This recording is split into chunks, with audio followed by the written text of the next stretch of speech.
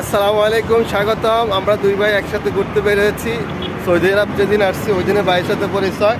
ভাই সাদিক মানুষ, বন্ধু মানুষ, আমার ভাইয়ের বন্ধু মানুষ, সাদিক মানুষ, খুব মজার মানুষ। ভাই দীর্ঘ 28 বছর এই সৌদি আরবে আছে। ওনার অনেক অভিজ্ঞতা, ওনার অনেক এই সৌদি আরব নিয়ে অনেক জ্ঞান আছে, অভিজ্ঞতা আছে, আইন কানুন আছে। কিন্তু উনি খুব মজার মানুষ, আমাকে অনেক কিছু শেখায়, অনেক কিছু জানায়। এখন আমি সেই ভাই আপনার বাড়ি কই? ভাই উনি হচ্ছে বামুনবাড়ির মানুষ, শাশুগঞ্জ হিসাবে আমাদের পাশের কুমিল্লার পাশে ওনার বাড়ি। হ্যাঁ, ও খুব ভালো মনের মানুষ। আমি ভাইয়ের সাথে এখন কথা বলবো। ভাই কি অবস্থা? আলহামদুলিল্লাহ। এই সৌদি আরবের জীবন আপনার কাছে কেমন লাগছে? ভালো লাগে আলহামদুলিল্লাহ, কিন্তু কষ্ট করতে হবে এখানে এসে।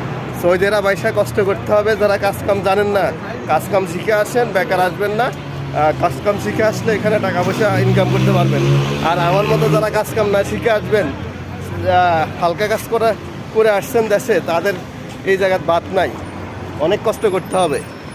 তো আমরা দুই ভাই এখন বিকালবেলা একটু ঘুরতে বেরোলাম, ভাইয়ের সাথে ঘুরতেছি, এলাকাগুলো চিনতেছি। মুসাল খায়ের এলাকাগুলো চিনতেছি, খাইতেছি। এটা হচ্ছে বাঙালি হোটেল, এখানে সবাই খাওয়া দাওয়া করে। এই এটার নাম কি? মাতান আবরার, মানে বাঙালির খাবারটা আর এখানে পাওয়া যায়। আমরা এখন এখানে আসছি নাস্তা খাবো। আল্লাহ হাফেজ।